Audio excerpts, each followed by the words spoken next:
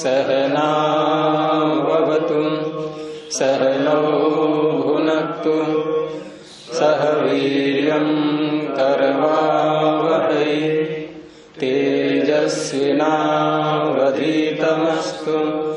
मा विद्विषावहै। ओम शांति शांति शांति।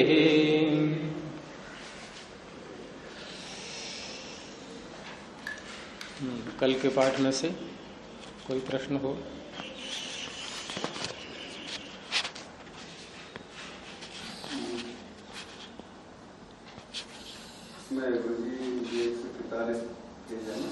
जी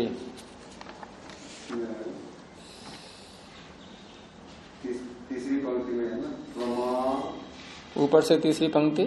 जी जी जी। प्रमाणम एतस्याः समाख्यया उपलब्धि हेतुत्व निमित्तम तस्य त्रैकाल्य योगः। जो उपलब्धि हेतुत्व ये कह रहा है, यहाँ ये उपलब्धि हेतुत्व से स्पष्ट नहीं होता है। प्रमाण जो शब्द है, ये शब्द क्या है? ये समाख्या है, संज्ञा। समाख्या का अर्थ संज्ञा। तो प्रमाण इत्येतस्याः समाख्याया, प्रमाण ये जो समाख्या है, इस समाख्या का निमित्त क्या है? अर्थात ये समाख्या, ये संज्ञा क्यों पड़ी? प्रमाण को प्रमाण क्यों कहा गया? किसी और शब्द से क्यों नहीं कह दिया गया? तो समाख्या का निमित्त क्या माना जाएगा? तो समाख्या का निमित्त है उपलब्धि का हेतु होना, किसी वस्तु की उपलब्धि में कारण बनना। और उसमें हम इस अर्थ को निकालने के लिए कैसे विग्रह करेंगे कि प्रमीयते अनेन इति प्रमाणम। अब ये जो व्युत्पत्ति की गई है, ये व्युत्पत्ति इस अर्थ को बता रही है कि प्रमाण उसे कहते हैं जिससे कुछ जाना जाता है, जिससे ज्ञान प्राप्त होता है, और ज्ञान को ही कहते हैं उपलब्धि। तो ज्ञान का जो कारण बनता है, ज्ञान का जो कारण बनता है, और कारण को कहते हैं हेतु, और ज्ञान को उपलब्धि। तो उपलब्धि का हेतु बनाइए। तो ये उपलब्धि का हेतु है, ये अर्थ कहाँ से आया? ये अर्थ समाख्या शब्द के निर्वचन से आया। तो समाख्या का निमित्त अर्थात ये जो प्रमाण शब्द, प्रमाण को प्रमाण शब्द से कहा जा रहा है, ये शब्द स्वयं बता रहा है कि प्रमाण को उपलब्धि का हेतु होना चाहिए। तो ये हो गया उपलब्धि का हेतुत्व। प्रमाण का प्राप्त से षष्ठी क्यों लगा रहे हैं? प्राप्त को उपलब्धि नहीं कहेंगे, प्राप्त विशेषण हो गया आपका, उपलब्धि संज्ञा है। उपलब्धि संज्ञा है, प्राप्त विशेषण है। तो उपलब्धि के स्थान पर आपने प्राप्त रख दिया, तो प्राप्त तो नहीं कह सकते, प्राप्ति कह सकते। वाह, प्राप्तेर हेतुत्वम ये तो कह सकते हैं, प्राप्तस्य कैसे कह देंगे? प्राप्त तो विशेषण हो गया। जो प्राप्ति हुई है, उपलब्धि ज्ञान, उसका कारण होना, ये प्रमाण शब्द में घट रहा है। अब ये जो प्रमाण शब्द में घट रहा है, उपलब्धि का कारण होना, ये तीनों काल में घट जाएगा। पीछे यदि हमने प्रमाण का प्रयोग किया है तो वहां भी उपलब्धि का वो कारण बना था।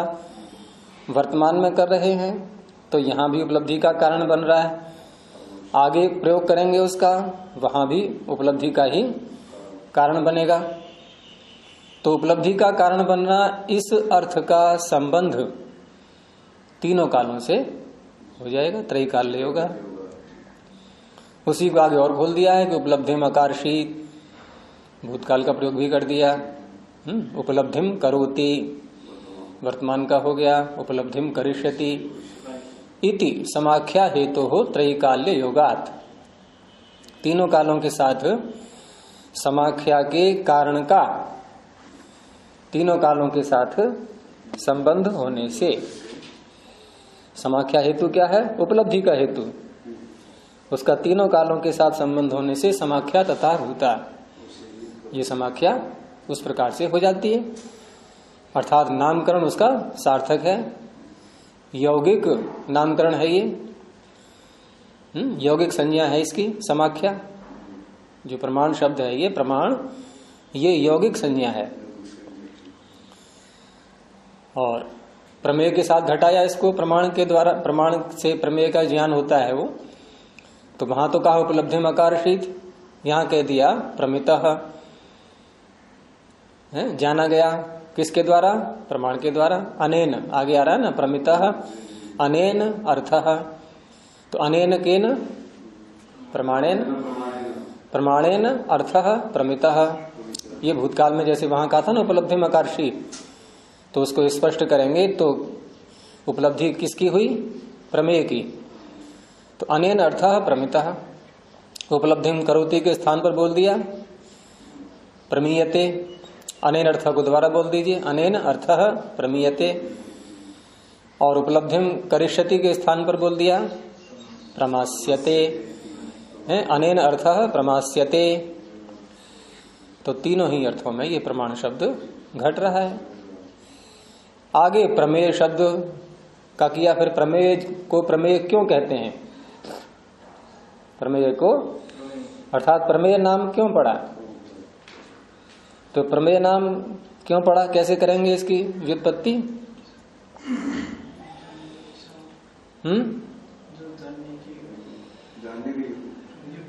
नहीं, व्युत्पत्ति कैसे करेंगे संस्कृत में? प्रमीयते यत्,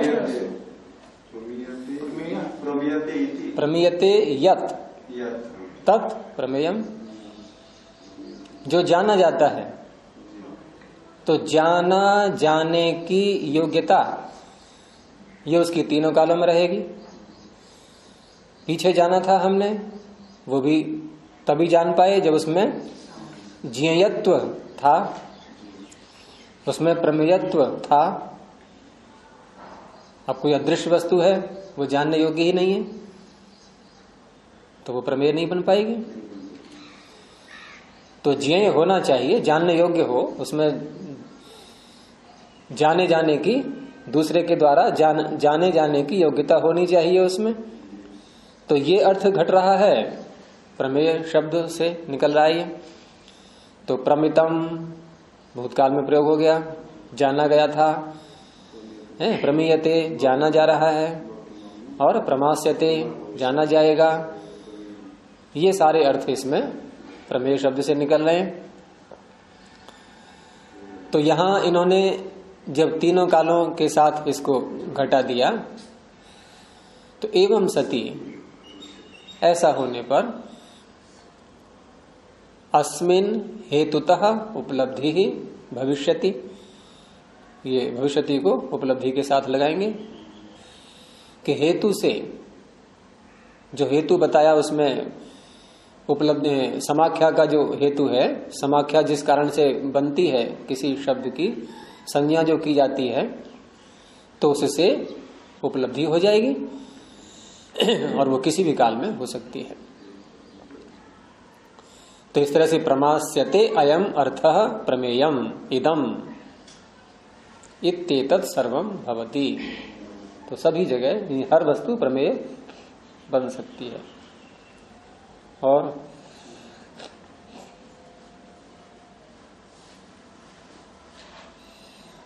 हो गया, चलिए आगे देखते हैं फिर।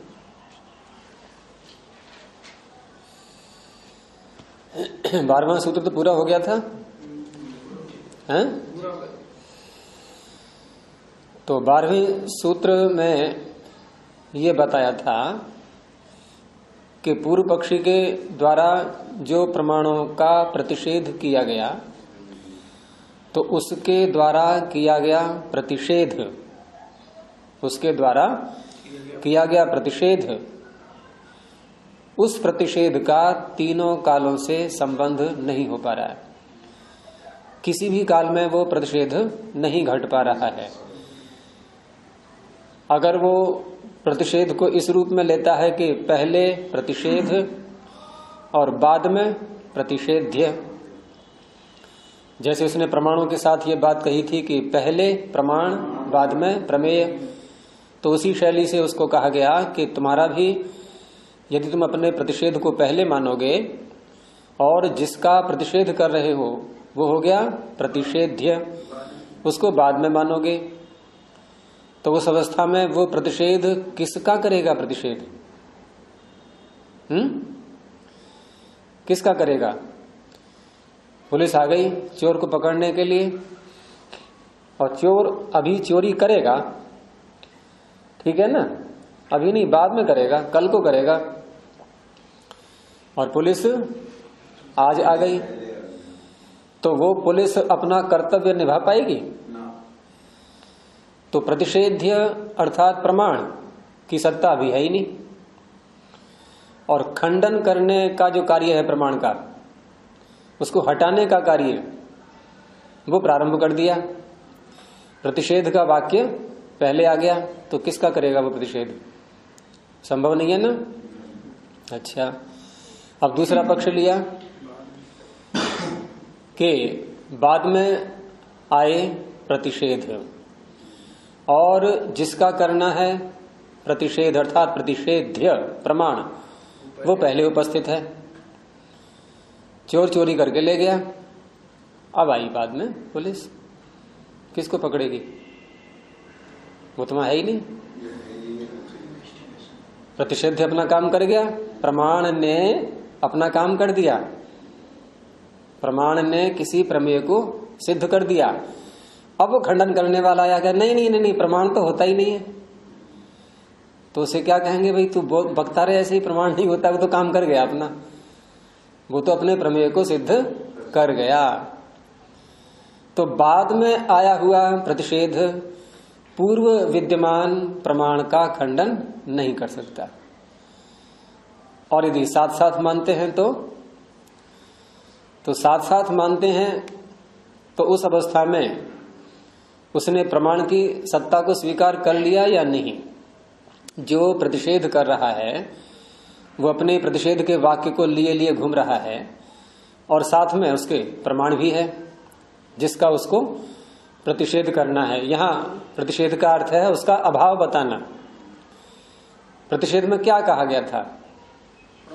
कि प्रमाण का अभाव है, अर्थात प्रमाण की प्रामाणिकता है ही नहीं, वो प्रमाण कहलाने लायक नहीं है। तो यहाँ जो ये प्रतिषेध करके उसका अभाव बता रहा है, कमरे में घड़ा रखा हुआ है और हम कह रहे हैं घड़ा नहीं है, तो घड़ा रखा हुआ है जब है, यानी निषेध करना हमारा और घड़े का होना, हमारा निषेध करना और घड़े का होना, ये दोनों बातें साथ साथ चल रही हैं। तो दोनों बातें साथ साथ चल रही हैं, तो जो घड़े का निषेध कर रहा है और घड़ा वहां पर है और उसने देख लिया, तो घड़े की सत्ता उसने स्वीकार कर ली है, पहले नहीं। अब कह रहा है घड़ा नहीं है, तो उसका वाक्य निरर्थक ही तो है। तो जिसने प्रमाण को स्वीकार कर लिया, क्योंकि साथ साथ रखना है यहां पर एक ही काल में दोनों को, तो उस अवस्था में वह प्रतिषेध उसका अनर्थक हो जाएगा। तो वही वाक्य था कि युगपत सिद्धौ प्रतिषेध्य सिद्धि अभ्यनुज्ञानात्, प्रतिषेध की सिद्धि, प्रतिषेध्य की सिद्धि यानी प्रमाण की सिद्धि स्वीकार कर लेने से अनर्थकः प्रतिषेधः, तीनों ही कालों में। अब जब तीनों कालों में प्रतिषेध वाक्य सार्थक नहीं हो पाया तो क्या हो गया? फिर निरर्थक, प्रतिषेध करना निरर्थक हो गया।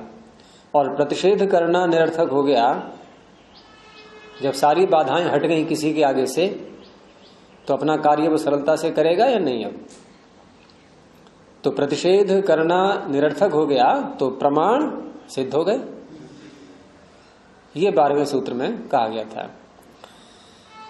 अब अन्य प्रकार से उसका खंडन करते हैं पूर्व पक्षी का, थोड़ा इससे जुड़ा हुआ भी है, इसलिए कथम शब्द यानी कि ये जो आपने कहा कि प्रतिषेध लक्षण वाक्य अनुपपद्यमान हो गया है और इसलिए प्रत्यक्षादि का प्रमाणत्व सिद्ध है, ये कैसे, कथम?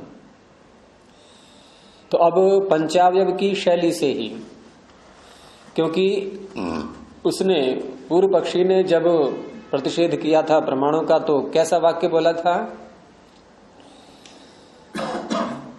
सूत्र बोला उसका, भूल गए। प्रत्यक्षादीनाम अप्रामाण्यम त्रैकाल्या सिद्धे है। तो उसमें दो अवयव आ गए, प्रतिज्ञा और हेतु। तो प्रतिज्ञा और हेतु दो अवयव बोलने के बाद हम उससे ये भी तो कहेंगे आगे कि आप अब उदाहरण दीजिए, या नहीं कहेंगे? उदाहरण को क्यों कहेंगे? क्योंकि उसके हेतु को प्रमाणित करवाना है। उदाहरण क्या करता है?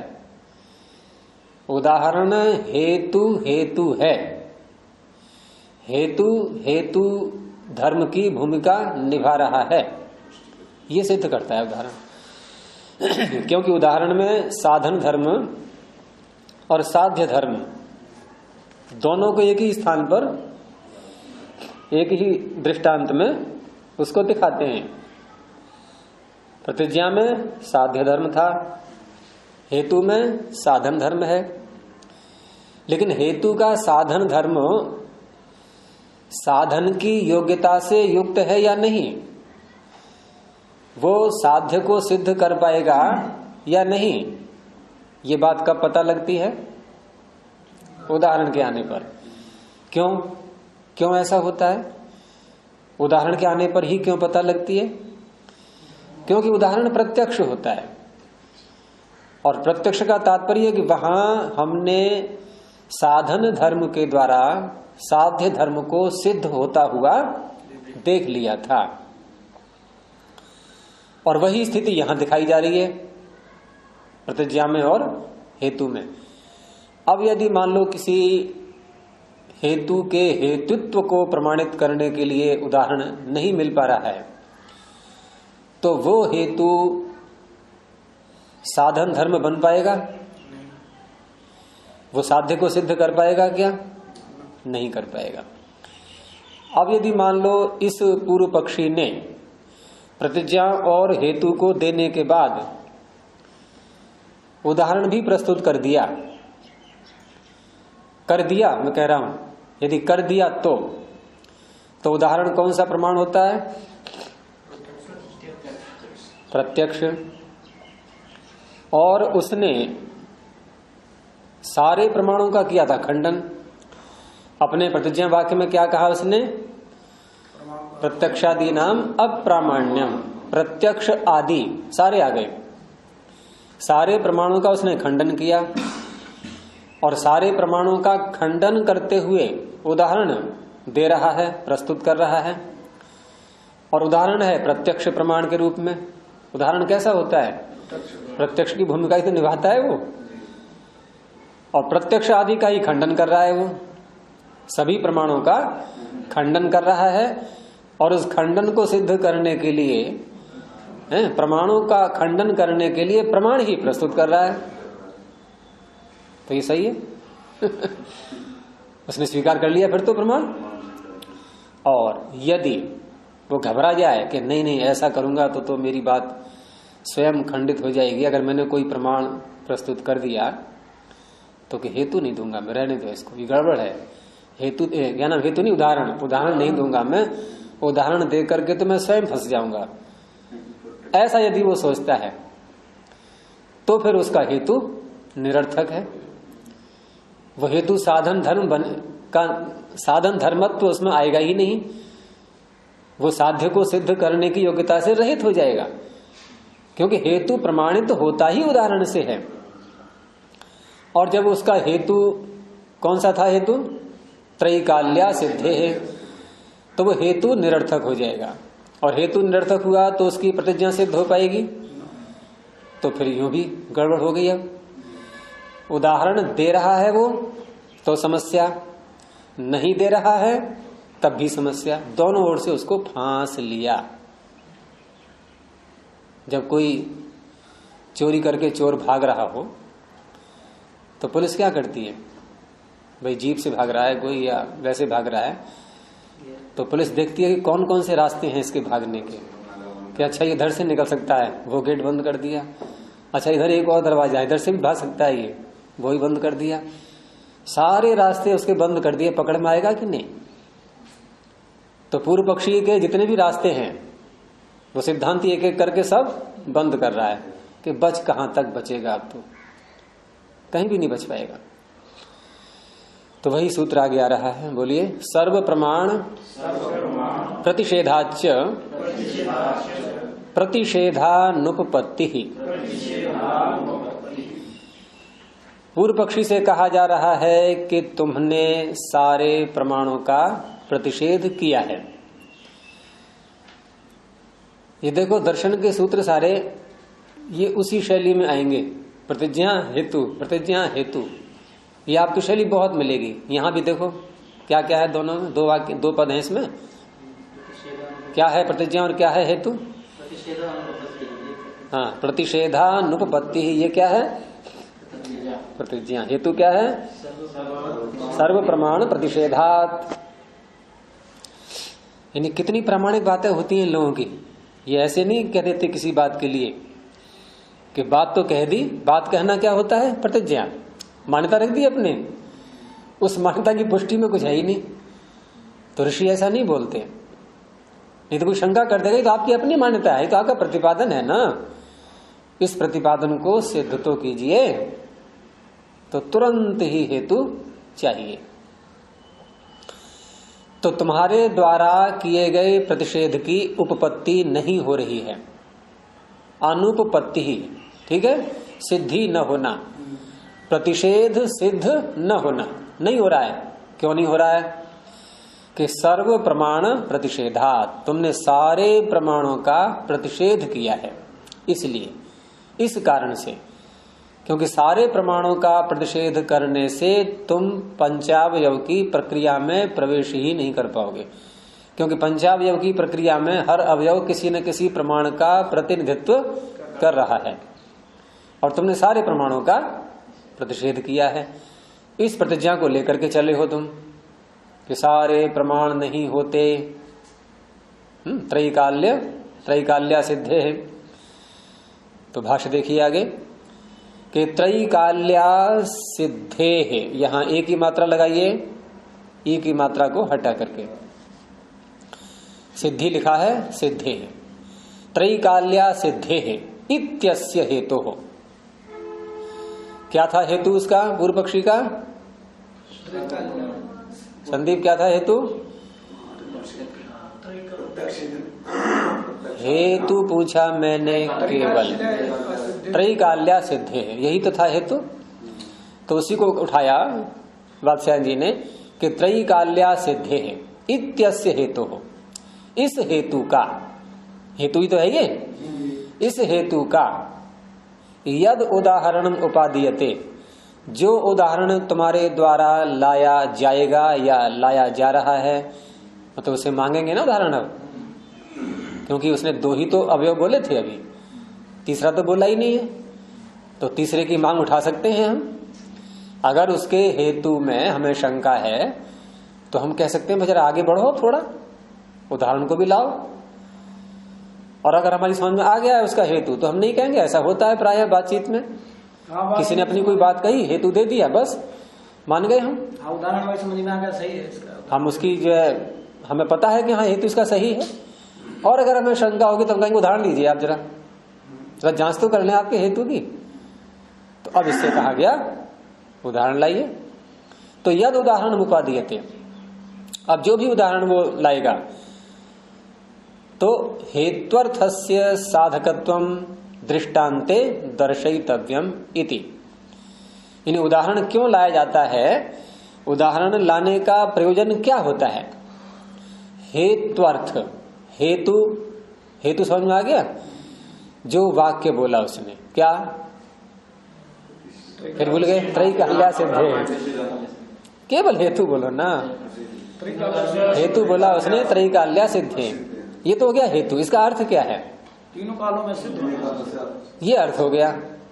जो भाव निकल रहा है उस शब्द से, वाक्य से, हेतु तो एक वाक्य हो गया, वो त्रैकाल्य सिद्ध है। अब इसका जो अर्थ है कि तीनों कालों में असिद्ध होने से, ये अर्थ किस लिए है, किस रूप में है, ये क्या भूमिका निभाएगा अपनी? साधक बनेगा। साधन कह दो, साधक कह दो, एक ही बात है। साधक में हम कर्ता में ल्युट ले आएंगे, साधनोति इति साधकः, और साधन करेंगे तो कोई बात नहीं, ल्युट है साध्यते अनेन इति साधनम, जिसके द्वारा सिद्ध किया जाए कुछ। तो उसका जो अर्थ है त्रैकाल्या सिद्धि, ये अर्थ क्या भूमिका निभाएगा? साधक की, सिद्ध करने वाला बनेगा ये। तो उसका जो साधकत्व है उसकी पुष्टि हम कहां जाके करते हैं, किस स्थल पर? दृष्टांत में। दृष्टांते दर्शयितव्यम, उसमें दिखाना चाहिए, ये सिद्धांत है, नियम है ये। और अगर नहीं दिखाएंगे तो वो हेतु रहेगा ही नहीं है। और यदि दिखा दिया उसने, दृष्टांत ले आया, उदाहरण ले आया, तो कहा न चतुर्हि प्रत्यक्षादि नाम अप्रामाण्यम। ये आ गया समझ में? यदि उसने दृष्टांत दे दिया तो प्रत्यक्ष आदि नाम अप्रामाण्यम, जो अप्रामाणिकता बता रहा है प्रत्यक्ष आदियों की, ये सिद्ध नहीं हो पाएगी। और अथ प्रत्यक्षादि नाम अप्रामाण्यम,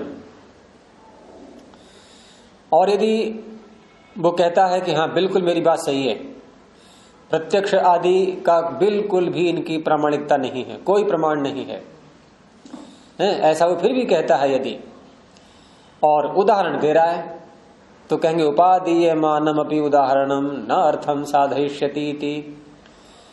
फिर ग्रहण किया जाता हुआ भी उदाहरण अर्थ को सिद्ध नहीं करेगा।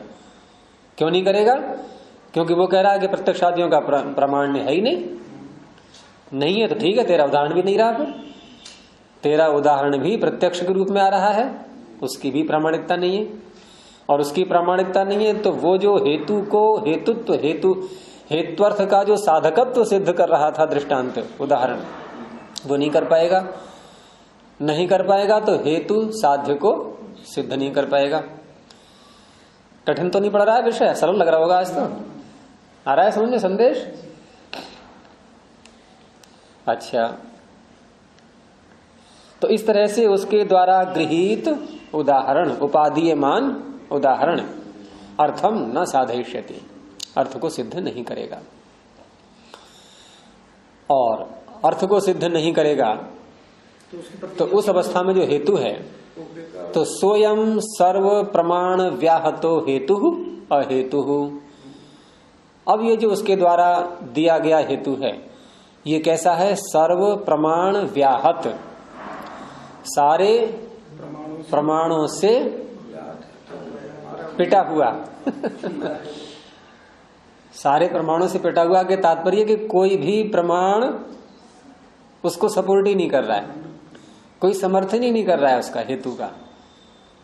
और हेतु का समर्थन सबसे अधिक मुख्य रूप से कौन करता है? उदाहरण।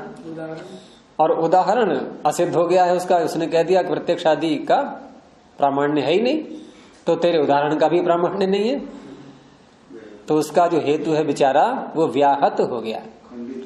और व्याहत हेतु क्या होता है फिर? अहेतु, वो अहेतु हो गया। और हेतु जब अहेतु होता है तो उसे क्या कहते हैं? हेत्वाभास। तो ये भी कोई हेत्वाभास बनेगा फिर?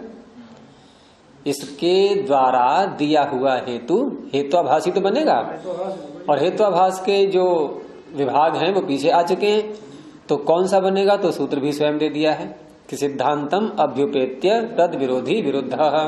कौन सा बनेगा? ये विरुद्ध हेत्वाभास। ये विरुद्ध हेत्वाभास बनेगा। कैसे? सिद्धांत क्या है उसका? सिद्धांत क्या है? प्रमाणों का सिद्धांत कहाँ ढूंढते हैं हम लोग? प्रतिज्ञा में। तो सिद्धांत है कि सारे प्रमाणों की प्रामाणिकता नहीं है, प्रमाणों का प्रामाण्य नहीं है, ये उसका सिद्धांत है। और उदाहरण दे दिया उसने, मान लो उदाहरण प्रत्यक्ष प्रमाण का दे दिया, तो प्रत्यक्ष प्रमाण का उदाहरण दे करके वो अपनी बात के विरोध में आ रहा है नहीं अब, और उस उदाहरण से हेतु को पुष्ट करना चाह रहा है, तो ये सिद्धांत के विरुद्ध जाकर के उसके हेतु का ये कथन कहलाएगा, क्योंकि सिद्धांत उसका है प्रत्यक्ष आदि का प्रामाण्य है ही नहीं। और हम यूं भी कह सकते हैं इसको ऐसे भी कि हेतु भी एक प्रमाण के ही रूप में होता है, अनुमान प्रमाण बोलते हैं ना इसको। जैसे चारों प्रमाणों को अवयव में लाएं तो हेतु कौन से प्रमाण के स्थान पर है? अनुमान के स्थान पर। और सारे प्रमाणों का उसने किया प्रतिषेध है, और प्रतिषेध को कहने के लिए अनुमान प्रमाण का प्रयोग कर रहा है? तो सिद्धांत उसका क्या है कि कोई प्रमाण नहीं है, और हेतु क्या दे रहा है? प्रमाण के रूप में। तो ये सिद्धांत के विरुद्ध हो गया। तो सिद्धांतम अभ्युपेत्य तद विरोधी विरुद्ध, कहीं से भी पकड़ लो। अब तो बेचारा इतना लाचार हो गया है पूर्व पक्षी कि उसकी एक एक कही गई पंक्ति, एक एक वाक्य, एक एक शब्द, वो सब उसके विरोध में जा रहा है। वो कहते हैं जब किसी के बुरे दिन आते हैं, हाँ, गरीबी में आटा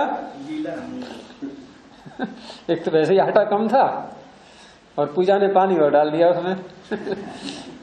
अब वो गाढ़ा करने के लिए आटा थोड़ा और चाहिए, शक्कर कहाँ से ले आई? अच्छा, पकौड़े बनाओगे क्या? ये बात सही है, शक्कर डाल देंगे उसमें पकौड़े बन जाएंगे। हमारे यहाँ कहते हैं कि फूहड़ का जो है ना कि आटा न गूंथते बनता है न फेंकते बनता है। फूहड़ जो औरत जो है मतलब बुद्धिमती नहीं होती, तो कहते हैं जैसे अगर कोई आटा गूंथ रही थी तो पानी ज्यादा हो गया, तो बोले अपना पानी ज्यादा हो गया, तो बोला तुझे कह रहे तुझे आटा गूंथना नहीं आता, बोला मामी इसका वो बना देती, फुलौरी बना दूंगी, आटा गिला हो गया फुलौरी बन जाएगी, उससे भी नहीं बनेगा, थोड़ा पानी और डाल देती हो जाएगा, तो थोड़ा पानी और डाल दिया तो गिला हो गया, मतलब मैं फुलौरी नहीं बनेगी, तो और ज्यादा गिला हो गया, तो मुठ्ठा मिलाते थोड़ा सूखा हो गया, फिर पानी मिला दिया उसने, गिला हो गया। तो बोला काम नहीं मम्मी, तो लपटा बना देती हूँ मैं, लपटा गीला होकर सुखाया जाता है। अच्छा, वो जिसको बोलते हैं क्या, उसको हमारी तरफ बोलते हैं चीला। हाँ, अब मैं चीले बोलते हैं ना। हाँ, वो तवे पे ऐसे चमचे से लौटते हैं आटे, गीले आटे को ऐसे गोल गोल करके पहले घी लगाएंगे तवे पर। तो बोला कि अब मैं लपटा बना दूंगी इसकी, तो बोला कि देख ले तेरे लपटा भी नहीं तुम पाता संभाल मिलाइए थोड़ा, इसमें क्या बात है, थोड़ा और पानी डाल दिया मारने लगी, बिल्कुल पानी हो गया हो। तो बोला कि ऐसे मैं झोर बना देती हूँ, झोर गिला गिला खाने का होता है, लिक्विड होता है, बोला झोर बना देती हूँ, झोर भी नहीं बनेगा, इसमें क्या थोड़ा और पानी डालेंगे, झोर बनाया, और पानी डाल दिया तो पानी हो गया। बोले मम्मी आटा ही बेकार था, इसको फेंक आती हूँ, मतलब देखना तुझे फेंकना भी नहीं आएगा, बोला इसमें क्या, ले जाकर फेंक दो। उसे दरवाजे के पीछे से जो है सड़क चलती थी, और बोला माँ ने कहा देखना किसी भले आदमी को देख करके देखना, मुझे फेंकना भी नहीं आएगा, इसमें क्या जो सोचने की बात है। वो कहा, अम्मा ने कहा भले आदमी देखना, एकदम तो सरपंच जा रहा था गाँव का प्रधान, डाल दिया और चिल्लाता हुआ चौधरी के पास गया, बोला क्या हुआ, बोले कहीं थी ना किसी भले आदमी, आप ही ने कहा था भले आदमी के सरपंच से भला और कौन हो सकता है।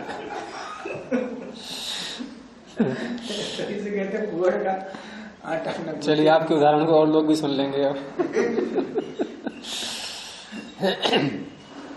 तो यहाँ पर भी पूर्व पक्षी उसके द्वारा चले गए सारे दांव अब फेल हो रहे हैं, एक भी काम नहीं आ रहा है। तो इस तरह से ये सिद्धांत विरुद्ध होने से विरुद्ध हेत्वाभास बन गया। अब वो विरुद्ध हेत्वाभास कैसे है वो स्वयं बता रहे हैं। विरोधी का विरुद्ध हो गया, तद विरोधी विरुद्ध, अपने सिद्धांत, ये तो सूत्र है, ये सूत्र है, पढ़ लिया हम लोगों ने, ये सूत्र है सिद्धांतम अभ्युपेत्य तद विरोधी विरुद्ध। ये पीछे आ चुका है कि विरुद्ध हेत्वाभास किसे कहते हैं कि सिद्धांत को स्वीकार करके, अभ्युपेत्य का अर्थ स्वीकार करके, और उसका विरोधी जो हेतु होता है, सिद्धांत का विरोध करने वाला जो हेतु होता है, सिद्धांत की बात को उलट करके जो कह रहा है, जबकि होना चाहिए उसका पोषक और है विरोधी, तो विरुद्ध हेत्वाभास नाम होगा एक सूत्र में कहें गुरुजी, जो अपने ही सिद्धांत का खंडन करने वाला हेतु, हाँ बिल्कुल, वो विरुद्ध हेत्वाभास कहलाएगा। तो क्या है उसका सिद्धांत? स्वयं बता रहे हैं कि वाक्यार्थ ही अस्य सिद्धांत। इसका सिद्धांत है वाक्यार्थ। क्या अर्थ हुआ इसका? वाक्य का अर्थ जो उसने कहा, जो वाक्य बोला था, क्या क्या कि सर्व प्रमाण असिद्ध, सभी प्रमाण असिद्ध है, प्रत्यक्षादि नाम अप्रामाण्यम, बस इतना ही वाक्य है और कोई वाक्य नहीं अभी। क्योंकि बेचारा पूर्व पक्षी एक ही तो सूत्र बोल पाया है अब तक, अभी तो उसको मौका ही नहीं लग रहा है संभलने का। बोलेगा आगे, वो चैन से नहीं बैठेगा अभी, लेकिन अभी तो उसको संभलने का अवसर नहीं मिल पा रहा है। एक सूत्र बोला था उसने और उसके बाद जो है बहुत सारी बातें आ चुकी है खंडन में उसके अब तक, तो उसका एक ही सूत्र बार बार कोट करेंगे, अभी उसी को लाएंगे। तो उसका सिद्धांत क्या था? प्रत्यक्षादि नाम अप्रामाण्यम, ये वाक्य का अर्थ है। अर्थ क्या है इसका? कि प्रत्यक्षादि किसी भी प्रमाण का कोई प्रामाण्य नहीं है, ये उसका अर्थ है। वाक्यार्थ वही अस्य सिद्धांत है, ये सिद्धांत हो गया। अब वो स्वयं बता रहे हैं कि वाक्यार्थ क्या बनेगा उसका। सच वाक्यार्थ क्या है उसका? वाक्यार्थ यानी वाक्य का अर्थ क्या है, वाक्य नहीं, वाक्य का अर्थ क्या है? तो अर्थ यह है कि प्रत्यक्षादीनी न अर्थम साधयंती। अब प्रामाण्य है क्या? क्या अर्थ हुआ? प्रमाण की प्रामाणिकता कब नहीं होती? जब वो अर्थ को सिद्ध न कर पाए। जो उसकी सामर्थ्य है उसको पूरा न कर पाए तो वही उसकी अयोग्यता है। तो प्रत्यक्षादीनी न अर्थम साधयंती, प्रत्यक्ष आदि अर्थ को सिद्ध नहीं करते, ये उसका वाक्यार्थ है। इसको विपरीत अल्पविराम में ले लें दोनों ओर से, प्रत्यक्षादीनी न अर्थम साधयंती, इतना। इति आगे विराम लगा दीजिए, हाँ विराम है आगे आपके, साधयंती इति, इसको विराम लगा दीजिए, वाक्य पूरा हो गया। क्योंकि वाक्यार्थ को बताना था, वाक्यार्थ पूरा हो गया। तो इदं च अवयवानाम उपादानम अर्थस्य साधनाय, और ये जो अवयव प्रयोग किए जाते हैं इस प्रक्रिया में, अनुमान की प्रक्रिया में, ये अवयवों का ग्रहण उपादान क्यों होता है? अर्थ की सिद्धि के लिए। प्रतिज्ञा में जो अर्थ बोला गया है उसकी सिद्धि के लिए तो होता है। और उसका प्रतिज्ञा में क्या अर्थ निकल रहा है? कि प्रत्यक्ष आदि अर्थ को सिद्ध नहीं करते। ठीक है, ये प्रतिज्ञा रूपी अवयव हो गया। अब अन्य अवयव भी आएंगे, तो अन्य अवयव एक दूसरे के समर्थन में ही तो आएंगे, विरोध में आएंगे अब, क्योंकि पूरा पंचावयव मिलकर के किसी एक बात को सिद्ध करता है। तो एक अवयव तो इसका हो गया ये। तो इदम च अवयवानम उपादानम, अवयवों का ग्रहण करना ये किस लिए होता है? अर्थ की सिद्धि के लिए। और अथ नोपादीयते, और यदि हम अन्य अवयव नहीं लाते हैं, प्रतिज्ञा बोल दी केवल, या हेतु तक बोल करके छोड़ दिया, अन्य अवयव नहीं लाए। अन्य अवयव से तात्पर्य यहाँ पर मुख्य रूप से उदाहरण की बात कर रहे हैं। ये इन्हें हेतु बोल दिया और प्रतिज्ञा भी बोल दी उसने। तो उस अवस्था में अन्य अवयव यदि ग्रहण नहीं किया जाएगा उनका, तो अप्रदर्शित हेत्वर्थस्य दृष्टांते, दृष्टांत को पहले ले लीजिए कि दृष्टांत में क्या होता है? हेतु के अर्थ का हेत्वर्थ, हेतु का अर्थ क्या है? सिद्ध करना, साधक, साधन बनने की जो सामर्थ्य है उसके अंदर, वो साधनत्व को प्रदर्शित करना, उसको दिखाना कि देखो है ये साधन, बिल्कुल ठीक प्रकार से योग्यता है इसके अंदर जो साध्य को सिद्ध कर पाए, साधन बनने की क्षमता इसके अंदर है। तो ये जो इसका हेत्वर्थ है, इसका प्रदर्शन कहाँ होता है? दृष्टांत में। और यहां दृष्टांत दिया न जाए तो क्या होगा? अप्रदर्शित हेत्वर्थस्य, यानी दृष्टांत में अप्रदर्शित हेत्वर्थस्य, जिसके हेतु का अर्थ प्रदर्शित नहीं किया गया है। ठीक है, तो क्या होगा? न साधकत्वम, उसका साधकत्व नहीं रहेगा। फिर किसका? हेतु का। हेतु का साधकत्व नहीं रहा। क्यों? दृष्टांत में उसको पुष्ट किया ही नहीं गया। और जब हेतु का साधकत्व नहीं रहा तो हेतु दे करके जो प्रमाणों की प्रामाणिकता का निषेध कर रहे हैं वो सिद्ध नहीं होगी। इति निषेधो न उपपद्यते, कारण हेतुत्वा सिद्धे है, हेतु के असिद्ध होने से, हेतुत्व के असिद्ध होने से। हेतुत्व क्या है? साधन बनना। तो साधन बनना असिद्ध हो गया उसका। अब वो साधन बनने के योग्य नहीं रहा, क्योंकि उसको मोहर नहीं लग पाई दृष्टांत में जाकर के उस पर, वो अप्रामाणिक रहा स्वयं हेतु। तो इस तरह से पूर्व पक्षी के द्वारा किया गया निषेध प्रमाणों के विषय में ये अभी तक सिद्ध नहीं हो पा रहा है। अभी फिर उसका खंडन कर रहे हैं आगे, और सूत्र बोलेंगे तत्प्रामाण्ये वा न सर्व प्रमाण विप्रतिषेध। अब यहां ये और बता रहे हैं, यदि वो जिद करता भी है अपनी और दृष्टांत को ला करके अपनी बात को सिद्ध करना चाह रहा है, तो एक प्रमाण भी यदि उसने स्वीकार कर लिया, एक प्रमाण भी, जैसे उसने सारे प्रमाणों की प्रामाणिकता को नकारा था और मान लो उनमें से एक प्रमाण की प्रामाणिकता को मान ले वो, जैसे दृष्टांत ला करके और कहे ठीक है चलो मैं प्रत्यक्ष को तो मान लेता हूं, तो यदि उसने एक प्रमाण को ही मान लिया तो सारे प्रमाण गलत हैं, ये वाक्य उसका खंडित हो जाएगा।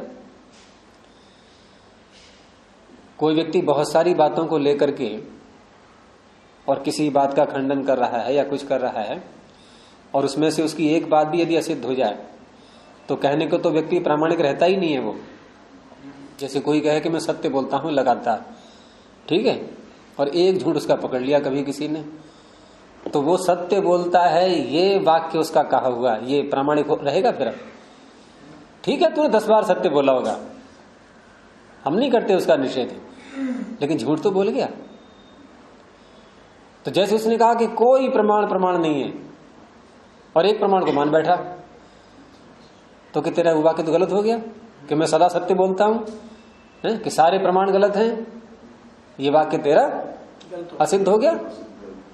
तो वही सूत्र में कह रहे हैं कि तत्प्रामाण्ये वा, अगर एक प्रमाण का प्रामाण्य स्वीकार कर लिया तो न सर्व प्रमाण विप्रतिषेध, सारे प्रमाणों का फिर विप्रतिषेध नहीं हो सकता। भाष्य देखिए कि प्रतिषेध लक्षणे स्ववाक्य, स्ववाक्य कौन सा है उसका? अब आप पूरा वाक्य ले सकते हैं, उसमें पूरा सूत्र ही उसका वाक्य है, वो पूरा सूत्र ही प्रतिषेध लक्षण वाक्य है। तो प्रतिषेध लक्षणे स्ववाक्ये तेषाम अवयवाश्रितानाम प्रत्यक्षादीनाम प्रामाण्ये, प्रतिषेध लक्षण वाक्य में तेषाम, तेषाम का संबंध होगा प्रत्यक्षादीनाम के साथ में। तेषाम प्रत्यक्षादीनाम, उन प्रत्यक्ष आदियों का जिनका वो खंडन कर रहा है, और वो प्रत्यक्ष आदि कैसे हैं? अवयवाश्रिता नाम, अवयव के आश्रित ही तो होते हैं ये सारे प्रमाण। तो तेषाम अवयवाश्रिता नाम प्रत्यक्षादीनाम प्रामाण्ये अभ्यनुज्ञायमाने, वह अपने द्वारा प्रयुक्त प्रतिषेध वाक्य में अवयवों का प्रयोग करके और साथ में उदाहरण भी ला रहा है जो कि प्रत्यक्ष के रूप में होता है, तो उस अवस्था में उनकी प्रामाणिकता यदि स्वीकार कर रहा है, अवयवाश्रिता नाम, अवयवों में जो आश्रित हैं प्रत्यक्ष आदि प्रामाण्य, जैसे प्रतिज्ञा में शब्द को लेते हैं, हेतु में अनुमान को लेते हैं, उदाहरण में प्रत्यक्ष को लेते हैं, और उपनय में उपमान को लेते हैं। निगमन तो चारों का एक मेल होता है, चारों के एक ही स्थान पर दिखाना। तो इस तरह से अवयवों में जो आश्रित हैं प्रत्यक्ष आदि प्रमाण, तो उनके प्रामाण्य अभ्यनुज्ञायमाने, उनका प्रामाण्य स्वीकार कर लेने पर, यानी पूर्व पक्षी अगर अपना प्रतिषेध पंचावयव की प्रक्रिया से दे रहा है तो उसने प्रत्यक्ष आदियों का प्रामाण्य स्वीकार कर लिया या नहीं? कर लिया। तो फिर दूसरा यदि कोई ऐसा प्रमाणों का प्रयोग कर रहा है, अन्य कोई व्यक्ति, और वहां वो जाकर के कहने लगे कि ये प्रमाण नहीं होते, तो ये तो बात गलत है उसकी। जब तूने स्वीकार कर लिए प्रतिषेध करते समय, तो दूसरे का तू कैसे करेगा प्रतिषेध? हमें दूसरों का खंडन करते समय यह भी साथ में ध्यान रखना होता है। जैसे कोई किसी से कह रहा है कि सिगरेट मत पिया करो, और खुद पी लेता है कभी कभी, है उसको अधिकार। एक वो लोकोक्ति भी आती है कि जिनके घर वो दूसरे के घर में गले नहीं मारा करते। क्यों कहा गया ये?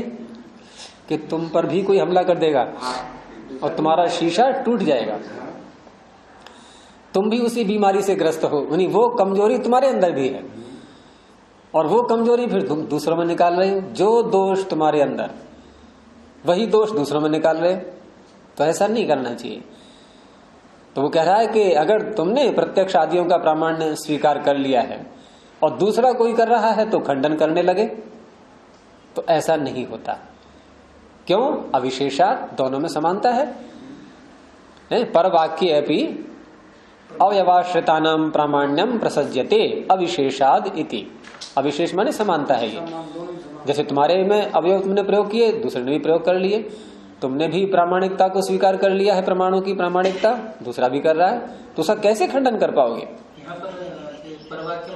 दूसरे जो लोग वाक्य बोलते हैं अपना पंचावय बोल रहे हैं, और वहां जाके वो कहने लगा कि नहीं नहीं त्रैकाल्या सिद्धे है प्रत्यक्षादीनाम अप्रामाण्यम, वहां ऐसे बोलने लगा है। हाँ, सिद्धांति कोई भी हो सकता है, उसमें पर में कोई भी आ सकता है। जो प्रमाणों को मानते हैं वो सब प्रयोग करने वाले, उनके सबके वाक्य परवाक्य कहलाएंगे। तो परवाक्ये भी अवयवाश्रितानाम प्रामाण्यम प्रसज्यते।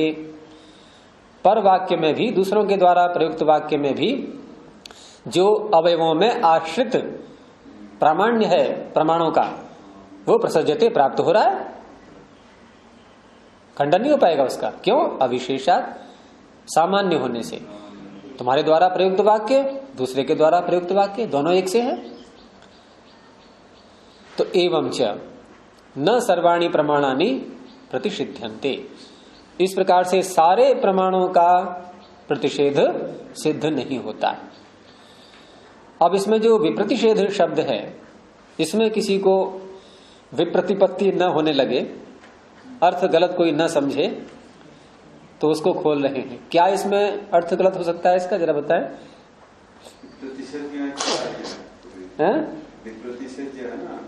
हाँ, वी उपसर्ग जब लगता है तो दो अर्थ होता है, तो विरोधी अर्थ निकलता है प्रायः। हाँ, लेकिन एक विशेष अर्थ भी होता है। जैसे हमने कहा राग, राग हो ना, और विराग, राग का विरोधी हो गया, नहीं उल्टा हो गया बिल्कुल।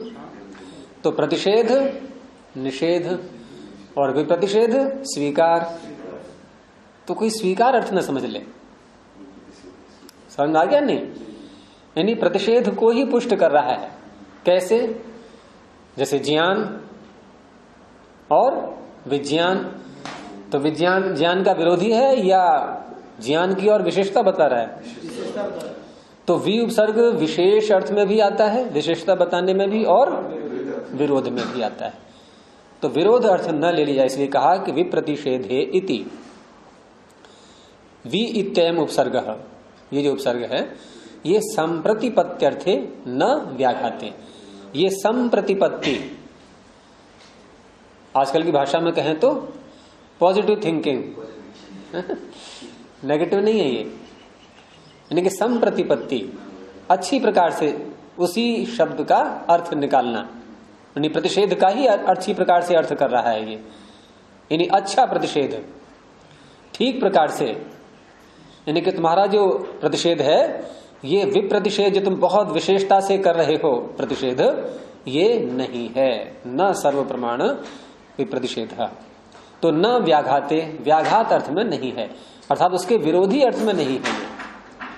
व्याघात कब होता है, टकराहट कब होती है? जब विरुद्ध दिशाओं से दो वस्तुएं आती हैं तो विरुद्ध अर्थ निकलता है व्याघात का। तो कहा क्यों ऐसा अर्थ किया आपने विप्रतिषेध का, विरोधी अर्थ क्यों नहीं किया? तो कहा अर्थाभावात्, अर्थ का अभाव है वो, यानी विरोधी अर्थ इसका मिलता ही नहीं विप्रतिषेध में। विप्रतिषेध शब्द में विरोधी अर्थ मिलता ही नहीं, अभाव है उसका। ये निरुक्त की शैली से, व्याकरण की शैली से नहीं। निरुक्त की शैली क्या होती है? अर्थ निर्वचन, अर्थ को देख करके निर्वचन। और व्याकरण की शैली निर्वचन करके अर्थ निकालना। समझ में आ गया? सबसे पहले से सिद्ध होता है। हाँ, निर्वचन करके फिर देखेंगे क्या अर्थ निकल रहा है इससे, और यास को क्या करेंगे, क्या अर्थ निकल रहा है वो देखेंगे पहले, और उसके अनुसार करेंगे निर्वचन। क्योंकि व्यास को वेदों को समझा रहे हैं और पाणिनि लोक भाषा, लोक व्यवहार, तो वहां पर तो लोक में शब्द चल रहे हैं सारे, और वो सब इसी आधार पर चलते हैं। बना बना के शब्दों का अनुवाद करते हैं तो क्या करते हैं, रूप बना बना के प्रयोग करते हैं कि नहीं। और वेद के शब्द बने बनाए हैं। अब बने बनाए शब्द पहले से हैं तो उनके अर्थ भी पहले से ही हैं, तो उस अर्थ को देखेंगे पहले यास्क और तब निर्वचन करेंगे। और दिया आगे, अभी उसको चैन से नहीं बैठने दे रहे हैं, थोड़ा सा ले लेते हैं। तो सूत्र बोलेंगे त्रयीकाल्या प्रतिषेधश्च शब्दाद आतोद्य सिद्धिवत तत्सिद्धे है। अब जो इन्होंने देखो, वात्स्यायन मुनि तो पहले ही सारी व्याख्याएं कर चुके हैं और उन्होंने तीनों कालों में प्रमाण और प्रमेय को, यानी कि प्रमाण पहले प्रमेय बाद में, या प्रमेय पहले प्रमाण बाद में, या साथ साथ, ये सब उदाहरण पीछे दे दिए थे नहीं। तो उन्हीं का वो उन्होंने कहां से लिए उदाहरण, ये सारे पीछे की व्याख्याएं कहां से की गई हैं, वो सब उनके सूत्र अब आ रहे हैं आगे। तो इसमें प्रमाण बाद में और प्रमेय पहले, उसका है ये सूत्र, एक उदाहरण का है।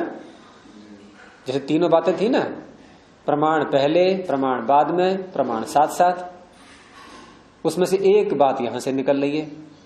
कौन सी निकलेगी? प्रमाण पहले या प्रमेय पहले? प्रमेय पहले, प्रमाण बाद वाला। तो कहा कि त्रयीकाल्या प्रतिषेधश्च, तुमने जो त्रयीकाल्य का प्रतिषेध किया कि प्रमाण तीनों कालों में कभी भी सिद्ध नहीं हो सकते, तो ये तुम्हारा त्रयीकाल्य का अप्रतिषेध है। त्रयीकाल्य अप्रतिषेध, वो प्रतिषेध नहीं हो पाएगा। क्यों? तो यहां भी वही हेतु दे दिया, शब्दात आतोद्य सिद्धिवत तत्सिद्धे है। आतोद्य कहते हैं किसी भी वाद्य यंत्र को, बाजा, हिंदी में बाजा होता है नहीं, कोई सा भी हो सकता है। क्यों कहते हैं इसको आतोद्य?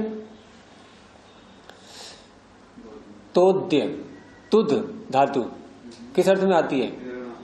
हैं? तुद व्यथने, दुखी करने अर्थ में आती है। क्या कर रहे हैं उसको दुखी? हम पीट रहे हैं बेचारे को। ढोल को क्या करते हैं? पीटते हैं ना। और ऐसे नहीं पीट रहे हैं, इधर से भी उधर से भी, यानी सब ओर से पीट रहे हैं उसको। देखा है नहीं पीटते हुए? तो सब ओर से को कहने के लिए कौन सा शब्द आएगा? आतोद्य है बेचारा वो, तोद्य भी नहीं है। आतोद्य सब ओर से व्यथित करने योग्य है, जो इधर से भी मारो उधर से भी मारो। जब पुलिस मारती है अपराधी को, बनाते डंडा इधर मारा उधर मारा, वो चीख रहा है बेचारा, वो बज रहा है और पुलिस बजा रही है और कहती भी है कि डंडा बजाएं क्या तुझ पे अभी।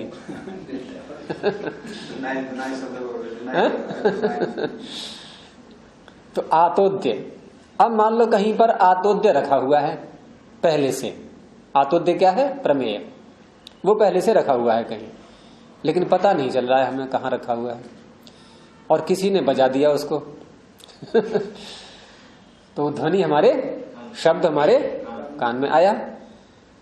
हमने आतोद्य को नहीं देखा अभी, तो आतोद्य का ज्ञान हो गया कि नहीं? प्रमाण क्या है यहाँ? शब्द। जो ध्वनि हमने सुनी ये प्रमाण है। तो प्रमाण पहले है या प्रमेय पहले है? यहाँ अरे बाजा पहले से रखा हुआ है, छिपा हुआ था वो, प्रमाण बाद में है। तो एक बात तो सिद्ध हो गई इसी से। ऐसे आगे कहेंगे ऐसी और लगा लेना उदाहरण आगे, और दो जो है और लगा के रहना, पीछे लगा ही लिए हैं, बादशाह ने बताई दिए हैं सब। यहां उन्होंने एक दे दिया सूत्र में। अच्छा, यहां प्रमाण कौन सा हुआ? हमें जो आतोद्य का ज्ञान हुआ, तो शब्द प्रमाण, प्रत्यक्ष प्रमाण, अनुमान प्रमाण कौन सा है? अनुमान। और शब्द आया, बाजे से शब्द निकला, किसने सुना? कानों ने। इंद्रियार्थ सन्निकर्ष हुआ, फिर आपने कैसे कह दिया अनुमान? क्यों की इच्छा क्या होता है? बाजा बाजा जब तो शब्द आया कि बाजा ऐसे बजता शब्द आता, अनुमान। हाँ, तो शब्द किसने सुना? और कानों से जो शब्द सुना जाएगा प्रत्यक्ष होगा या नहीं? वो पूरा पूरा यकीन नहीं है ना, पूरा पूरा यकीन नहीं है शब्द का। पूरा पूरा पता नहीं लग रहा है कि बाजा रखा हुआ है। बस अनुमान है ना, तो बस हो सकता है। हो सकता है क्यों? प्रमाण जो है पक्का जान कर आते हैं, सकता नहीं लगता प्रमाणों में। ये अनुमान शब्द की अंदाजा अर्थ में थोड़ी है यहाँ पर। वो तो लोक में होता है कि हाँ अनुमान के वो वर्षा का पूर्वानुमान लग रहा है, मौसम विभाग के विज्ञानियों का कहना है। अनुमान में भी तो प्रत्यक्ष पूर्वक ही तो अनुमान होता है, तो इसलिए तो थोड़ा प्रत्यक्ष तो होगा ही होगा। भाई हम तो आपको फंसाएंगे ही ऐसे।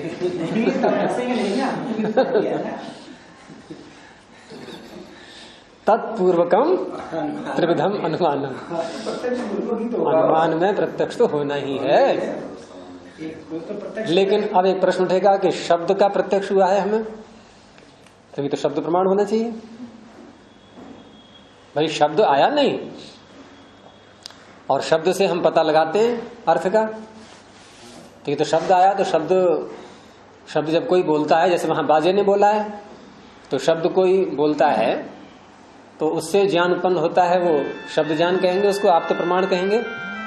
वो अन्य प्रमाण कैसे बन जाएगा? नहीं, वो तो शब्द से हमने अनुमान लगा लेंगे। हमने पहले सुना है ना, कैसे डब्बा बाजा बजाया गया, कैसे ध्वनि निकलती है, वैसे ध्वनि निकल रही है, हमारे कान वही ध्वनि आ रही है। तो आप वहां भी कहेंगे किसी ने कहा ईश्वर सर्वव्यापक है, हमने औरों से भी सुन रखा है, हाँ इससे भी सुना हमने, तो अनुमान है वहां पर वो। किसी ने कहा ईश्वर सर्वव्यापक है, देखो ये है ध्वनि, मात्र ध्वनि। शब्द उसे कहते हैं। ये ठीक है कि शब्द भी ध्वनि होती है, लेकिन शब्द का कोई अर्थ होता है। ध्वनि का क्या अर्थ है बताओ मुझे? ध्वनि का अर्थ नहीं है कोई। अब कोई बच्चा रो रहा है, तो रो रहा है तो जरा बताना क्या अर्थ है उसका, मतलब क्या बोल रहा है वो? शब्द ना लेकर हम ध्वनि लेंगे, ध्वनि मात्र है ये, तो शब्द प्रमाण नहीं है। इसीलिए क्योंकि यहाँ केवल ध्वनि जा रही है, ध्वनि से लगा बच्चा रो रहा है। जैसे मान लो प्रातःकाल दूध बांटने वाले दूधिया आते हैं। अब घर में पति पत्नी दोनों बैठे हुए हैं, तो पत्नी किसी और कमरे में है और पति दरवाजे के पास में कहीं है, दरवाजा बंद है। अब उसने आवाज लगाई कि दूध ले लो, तो दूध ले लो ये शब्द किसने सुना? पति ने। तो पति ने सुना कि दूध ले लो, अब ये शब्द उसने सुना, तो उसको क्या पता लगा? या चलो इसको भी छोड़ो, इसमें थोड़ा उलझ जाओगे। हाँ, घंटी वाली बात ले रहा हूं मैं। उसने घंटी बजा दी, और रोज ऐसा ही करता है वो, पीछे कई बार कर चुका है। तो पति को पता लग गया कि दूधी आया है या नहीं? पता लग गया। तो ये जो पता लगा पति को, ये ज्ञान उत्पन्न हुआ उस व्यक्ति को, ये ज्ञान कौन सा प्रमाण है? अनुमान है। अनुमान प्रमाण, क्योंकि उसने अनुमान से जाना। और अनुमान में एक चीज का प्रत्यक्ष होता है। पहले किसका प्रत्यक्ष हुआ? ध्वनि का। ध्वनि का प्रत्यक्ष किस इंद्रिय से हुआ? इंद्रियार्थ सन्निकर्ष किसका हुआ? श्रोत्र का, ध्वनि के साथ में। और उससे उसने पता लगा लिया दूधिया आ गया है, जबकि दूधिया को देखा नहीं है उसने। अच्छा, अब उसने अपनी पत्नी को आवाज दी कि जरा बर्तन ले आओ, दूध ले लो, दूधिया आ गया है। यानी कि दूधिया दरवाजे पे आ गया है, ये उसने अपनी पत्नी से कहा। तो पत्नी को दूधिया का ज्ञान हो गया कि नहीं? दूधिया ज्ञान हो गया। लेकिन अब ये कौन सा प्रमाण है? ये शब्द प्रमाण है। ये शब्द प्रमाण है, ये शब्द प्रमाण है, क्योंकि उसने जो वाक्य बोला है उसका अर्थ समझेगी। अब वो वहां घंटी का अर्थ नहीं था कोई, उसने घंटी सुनी नहीं उसने। तो ऐसे भेद आपको समझ में आ जाएगा। तो ऐसे यहाँ पर आतोद्य पहले से रखा हुआ है और शब्दात, शब्द से जैसे आतोद्य की सिद्धि हो रही है, आतोद्य की विद्यमानता सिद्ध हो रही है, ऐसे ही तत्सिद्धे है, तत्सिद्धे है। अर्थात ये जो प्रमाण, प्रमेय पहले से है और प्रमाण बाद में है, और प्रमाण की सिद्धि होने से, यानी प्रमाण पहले है, इसकी सिद्धि होने से तत्सिद्धे है। यहां ये दिखा रहे हैं कि जब शब्द से आतोद्य को हमने समझ लिया, जान लिया कि बाजा यहां रखा हुआ है, और उस अवस्था में ये भी पता है हमें कि आतोद्य पहले से था और प्रमाण बाद में हुआ। ये तो प्रमाण बाद में होता है, इसकी सिद्धि हो गई नहीं? अब और मतलब प्रमेय पहले होता है, प्रमेय पहले होता है, प्रमाण बाद में होता है, सिद्धि यहाँ पर हो गई इस घटना से। तो तत्सिद्धे है, प्रमाण के बाद में सिद्ध होने से। और उसने क्या कहा था कि तीनों कालों में प्रमाण सिद्ध नहीं होता, तो एक काल में दिखा दिया इन्होंने। कौन सा काल? पश्चात वाला। तो पश्चात वाला कौन सा है? ये भविष्य मान लो आप इसको। भविष्य प्रमाण बाद में आएगा ना, प्रमेय पहले से है, प्रमाण बाद में आएगा। तो भविष्य काल में तो सिद्ध कर दिया इसने, तो त्रयी काल में से एक काल को तो सिद्ध कर दिया, तो एक बात तो खंडित हो गई। अब एक बात खंडित होने से उसकी सारी खंडित हो गई। ये कहना है सूत्रकार के द्वारा कि त्रयी काल्य का तुम्हारा प्रतिषेध गलत है, क्योंकि एक काल तो हम ये सिद्ध कर रहे हैं तुम्हारे सामने अभी, और इस बात को वो नकार भी नहीं सकता। वो ये कहेगा कि नहीं नहीं, वो बाजे का पता नहीं लगा हमें ध्वनि आने पर भी, ये कहेगा क्या? वो छोटे छोटे बच्चे को रुचि गली में आते टुन टुन टुन बजाते ना, टुनटुनी, तो बच्चे कहने कहते हाँ चुस्मी आ गई है, आइसक्रीम आ गया है, चिल्लाने लग जाते हैं घर के अंदर। तो अब यहाँ ये प्रश्न कर रहे हैं वात्स्यायन जी से कि किमर्थम पुनरिदम उच्यते। ये तो आप पीछे कह चुके इन बातों को, तो आप दोबारा क्यों कहने लगे सब ये? क्योंकि वहां भी तो बाद में दिखा दिया था, प्रमाण बाद में होता है। वो किससे दिखाया था? प्रदीप,